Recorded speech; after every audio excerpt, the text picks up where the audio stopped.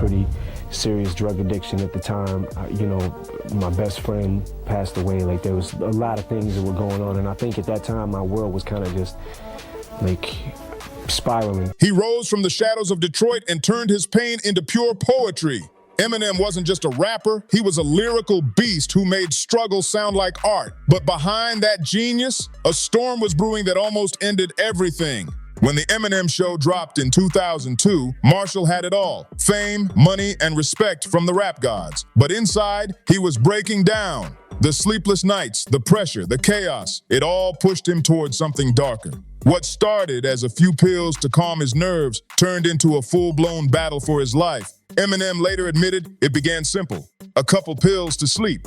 But soon, it was Ambien, Valium, Vicodin, anything that promised peace. Before long, he was taking up to 80 Valium a day. When he ran out, he turned to methadone just to feel normal. By 2007, he was hours away from losing it all after a near-fatal overdose. The truth hit harder when Rolling Stone revealed that his downfall started way before anyone knew. By 2005, during the Anger Management 3 tour with 50 Cent, his health was collapsing fast. He even canceled 10 European shows blaming exhaustion, but behind the scenes, it was addiction taking over. He checked into rehab in 2005, saying it was just for sleeping pills, but that was only half the story.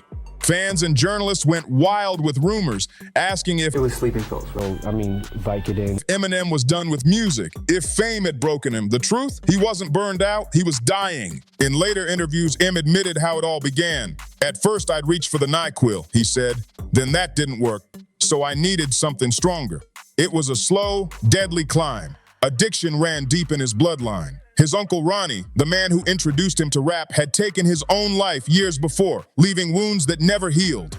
By the time Marshall entered rehab, he was a ghost of himself, numb, distant, and lost. He only stayed 2 weeks before walking out, convinced he just had a sleep problem. But that lie almost cost him everything. Soon after, he relapsed, hard. Methadone became his new life. I'm not an addict. But his body couldn't take it anymore. In late 2007, he collapsed on the bathroom floor, unconscious and barely breathing. Doctors said he was just hours away from not waking up. From 2005 to 2009, Eminem vanished into a black hole of pain. No tours, no interviews, no new music, just silence. Fans kept waiting, clueless that their idol was trapped in a war with his own demons. He later said those years were nothing but a blur of pills and paranoia, days melting together in a fog of regret and withdrawal.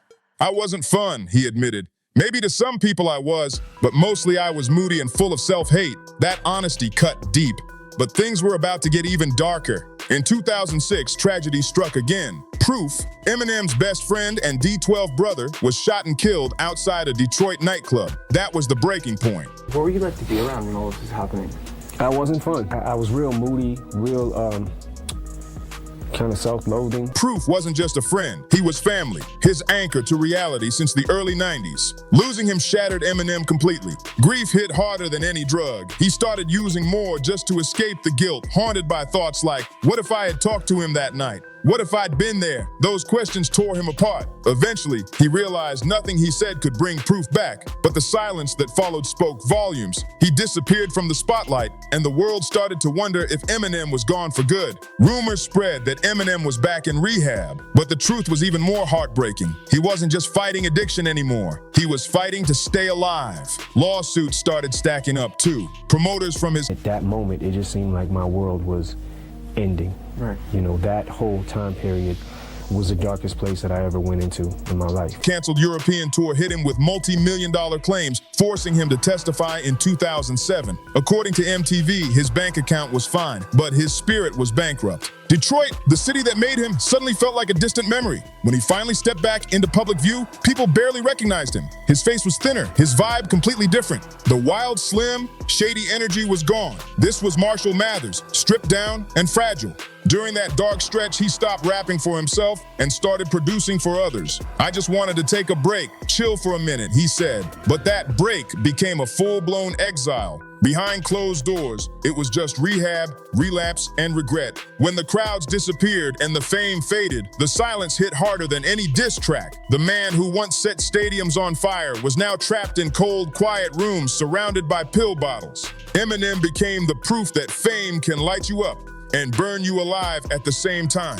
By that point, Eminem was unstoppable. 4 straight platinum albums, the Slim Shady LP, the Marshall Mathers LP, the Eminem Show, and Encore. His alter ego turned him into a global icon and a lightning rod for controversy. But the higher he rose, the more fame crushed him from the inside. It made him rich, but it also made him a prisoner of his own mind. He started self-medicating just to cope, first to sleep, then to function, and eventually just to survive. According to Rolling Stone, he was swallowing up to 80 pills a day. Valium, Ambien, Vicodin, enough to end most people on the spot. What started as insomnia became straight-up dependence wrapped in denial. By August 2005, the mask started cracking wide open. During his Anger Management 3 tour, I knew that I needed to take a break. I knew I wanted to take a break, and I knew I needed to take a break from basically from the spotlight. I was going through a pretty serious drug addiction at the time. he suddenly canceled all 10 European dates, blaming exhaustion. His team tried to keep it quiet, but the truth? He checked into rehab for a sleeping pill addiction. Billboard later confirmed it wasn't exhaustion at all. It was a silent scream for help. But even there, he couldn't face himself. He stayed just 2 weeks, convincing himself he didn't need saving. He told himself, "I'll just fix my sleep and get back to work." But addiction doesn't play fair. It only takes. The moment he walked out of that clinic, Eminem went right back to the pills, Vicodin, Ambien, methadone, the same poisons that almost took him out for good. First, it started out kind of reaching for the NyQuil, and then the NyQuil didn't work, and now I need something stronger. The same pills that once numbed Eminem's pain had taken full control of his life. By 2006, everything fell apart when tragedy struck. Proof, his best friend and D12 brother, was gone. They weren't just collaborators, they were family. Proof had been there since the Detroit basement battles, pushing him to keep rapping when nobody else saw his vision. When Proof was shot and killed outside a Detroit club, it broke Eminem completely. He drowned deeper into addiction, using pills to escape a pain too heavy to face. He blamed himself endlessly, saying later, "If I had talked to him that day, maybe he wouldn't have gone to that club. But nothing I say is gonna bring him back." That guilt ate him alive. He stopped showing up to the studio, stopped writing, stopped everything, locked away in his Detroit mansion, surrounded by success, but drowning in loneliness. Even his daughters barely recognized the man he'd become. Friends and label execs tried to pull him out, but he wouldn't listen. His stubbornness turned self-destructive. Then came 2007, the overdose that nearly ended it all. According to The Guardian, Eminem collapsed at home after taking methadone, a drug so strong that just a few milligrams can be fatal. He was rushed to the hospital unconscious and barely hanging on. Doctors said he was just hours away from death. He survived, but it was the ultimate wake-up call. If he kept going, everyone knew the next overdose would be his last. When Eminem woke up in that hospital, confused, shaking, and hooked up to tubes, it hit him like a freight train. This wasn't about fame anymore. It was about survival. He later said the scariest part wasn't dying, it was that he didn't care if he did. That's how deep the numbness ran. After that near-fatal moment, his family and team stepped in once again. But this time, he actually listened. He went back to rehab for real, and shockingly, the person who helped guide him out of the darkness was none other than Elton John. The British legend who'd fought his own battles with addiction became M's mentor and sobriety sponsor. Elton later said, "I love him. He's one of the most brilliant lyricists of our time, and I'm so proud of how far he's come." The two spoke weekly, holding each other accountable. Real brotherhood through recovery. With Elton's help and his love for his daughters driving him, Eminem started rebuilding from the ground up. But it wasn't pretty. Sobriety hit him hard. The anxiety, insomnia, and raw emotions came flooding back. Performing sober terrified him, but the same stubbornness that almost destroyed him now became his fuel to live. By 2008, he was finally sober, but forever changed. The wild, slim, shady energy was gone. Marshall Mathers was quiet, reflective, and humble, like a man who had walked through fire and lived to tell it. Those early writing sessions became the rebirth of his music and the start of his redemption. In 2009, Relapse dropped, and a year later, Recovery followed, turning Eminem's pain into a raw soundtrack of downfall and redemption.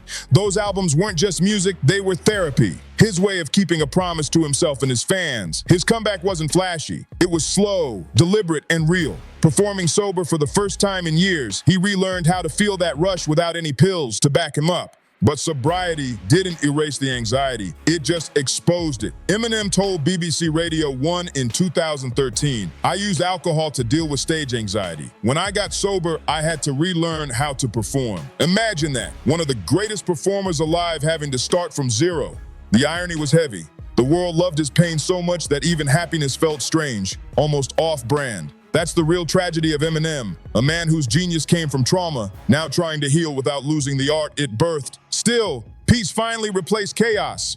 He started spending real time with his daughters, Haley, Elena, and Whitney, putting family before fame. Friends said he became calmer, funnier, and full of gratitude instead of rage. By 2010, Recovery was a global smash. Over 5 million sold, a Grammy for Best Rap Album, and a whole new chapter for M. But his biggest win wasn't the award, it was survival. He told fans that staying clean isn't a one-time fix, it's a fight every single day. His honesty lit a fire in millions battling their own addictions, proof that even when life breaks you, you can rebuild stronger than ever. Even after recovery, Eminem wasn't magically healed. The scars stayed. Proof's death still haunted him, fame still felt like a cage, and deep down he carried that shadow of almost losing everything. In interviews, he'd talk about his 2007 overdose, like a doctor examining his own autopsy. Cold, calm, but heavy with truth. That's what made Relapse and Recovery hit so hard. They weren't albums, they were confessions with a beat. They were proof that you can fall into the darkest pit and still climb your way back out. Elton John once said Eminem's comeback wasn't just rare, it was miraculous. To overdose, lose your brother, relapse, and still rise to rap greatness again takes something beyond talent. It takes pure survival instinct. When the Marshall Mathers LP 2 dropped in 2013, fans saw the difference instantly. The venom was still there, but it came with wisdom, a sober sharpness that made every word cut deeper. Eminem wasn't just rapping anymore. He was preaching, warning others about the same trap he barely escaped. "If you really want to get sober," he said, "you can't touch anything, no liquor, no nothing," and he meant it. By 2025, Marshall Mathers has been sober for 17 years. That's unbelievable for a man who once downed 80 pills a day. His story isn't just about fame or fortune, it's about fighting back when the world counts you out. Every verse he's written since carries that same quiet humility, the sound of a man who faced his demons and lived to tell the story. Survival doesn't erase the pain, it just changes what it means. In a world where legends like Kurt Cobain and Mac Miller were lost to addiction, Eminem stands as living proof of what could have been gone forever. His story isn't just a warning, it's redemption in real time. The rise of a man who clawed his way back from destruction. Now he lives quietly in Detroit, focused on family and his label, Shady Records. The loud, reckless Slim Shady has been replaced by a wiser, calmer Marshall Mathers, a man who's seen both heaven and hell and lived to tell the tale. The real tragedy? It had to get that dark for him to finally see the light. But from that darkness came rebirth. The pills are gone, the chaos is over, and what's left is a survivor who refuses to let his past define him. Standing on stage in Detroit, he once smiled and said just one word that summed it all up: resurrection. For years, he'd been trapped in that deadly cycle, the pills, the sleepless nights, the guilt. But when he finally walked out of rehab in 2008, he wasn't the same man anymore. The swagger faded, the voice softened, but the focus sharpened. That's the power of staring death in the face and surviving. He no longer wanted to be Eminem, the celebrity. He wanted to be Marshall Mathers, the man. After months of detox, pain, and emotional collapse, he rebuilt himself piece by piece, proving that real strength isn't loud, it's survival in silence. Eminem once said that getting sober felt like being reborn without a manual. He had to rebuild everything from the ground up. His relationships, his mindset, even his ability to rap. The gift that once came so easy now felt foreign. So he started small, morning runs, journaling, quiet time with his daughters. He replaced pills with structure and chaos with peace. When he finally stepped back into music, he did it carefully, unsure if anyone still cared. That's when Relapse began to take shape. The 2009 album wasn't designed to be a hit. It was therapy on wax. Every beat was a confession. Every lyric an exorcism of the darkness he'd been living in. It was eerie, raw, and brutally real, like opening his own scars for the world to see. Critics were split, but those who understood addiction called it a masterpiece of pain and truth. Eminem later admitted he needed to make that album. It was the purge before the rebirth. Then came recovery in 2010, the turning point. Gone were the shock lines and serial killer personas. In their place stood a man facing his truth head on. It wasn't just a comeback, it was redemption on record. The album sold over 5.7 million copies and earned him a Grammy, but the real win was emotional honesty. You could hear the shift. The rage was fading, replaced by reflection and clarity. Yet even then, sobriety came with its own loneliness. He told Complex that staying clean meant realizing some people were never truly there for him. The fame had changed, but so had he. Eminem once said, "When you get sober, you start to see everything." That clarity changed his entire world, including his music. His pen got sharper, his flow more surgical, and his lyrics turned inward. He stopped rapping about destroying pop stars and started confronting his own demons instead. When the Marshall Mathers LP 2 dropped in 2013, it wasn't just a sequel, it was a full-on reckoning. He revisited his past, but this time through the lens of sobriety. On Bad Guy, he flipped the script on his old work, holding a mirror up to his younger self. And on Headlights, he did the unthinkable. He apologized to his mom, ending years of public tension. Critics went wild. They called it a technical masterpiece. His rhyme schemes razor sharp, his delivery calm but deadly precise. Even the New York Times said sobriety had turned his flow into something like a surgeon's precision. But behind that perfection was vulnerability. Eminem wasn't pretending the battle was over. "There are still days where I feel like I could slip," he admitted, "but I remind myself what it cost me the first time." That discipline became his new addiction.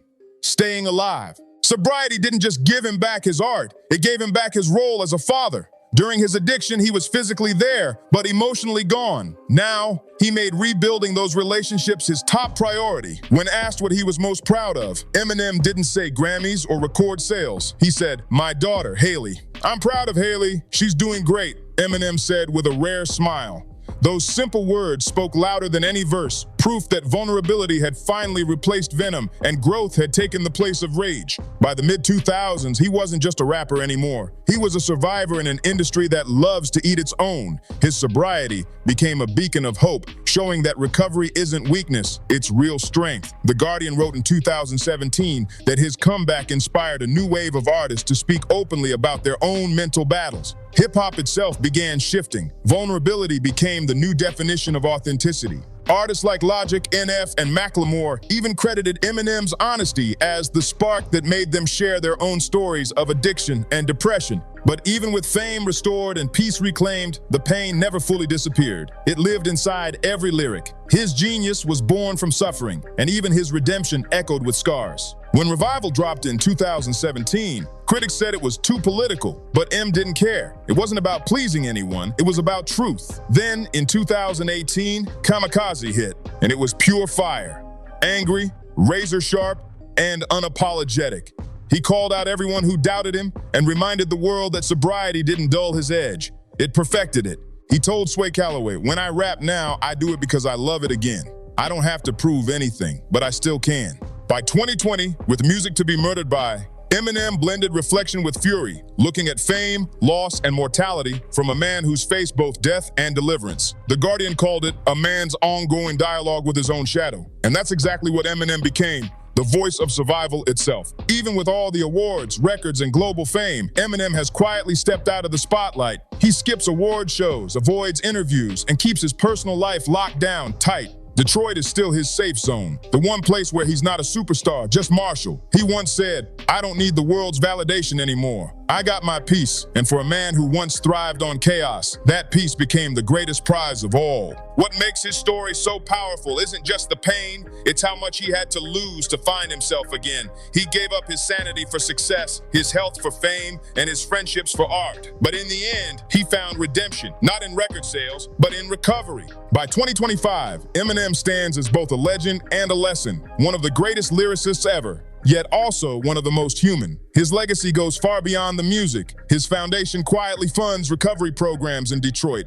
And every year, on his sobriety anniversary, he posts just one photo of his chip with two simple words, "Still standing." It's poetic, really. A man once ruled by anger and chaos finding peace in silence. His tragedy became his triumph, his addiction became his awakening, and the same verses that once told stories of destruction now speak life and survival. From the ashes of Slim Shady, Marshall Mathers rose again, scarred, sober, but stronger than ever. What do you think about Eminem's journey? Drop your thoughts in the comments. Hit that like, share, and subscribe, and I'll see you on the next one.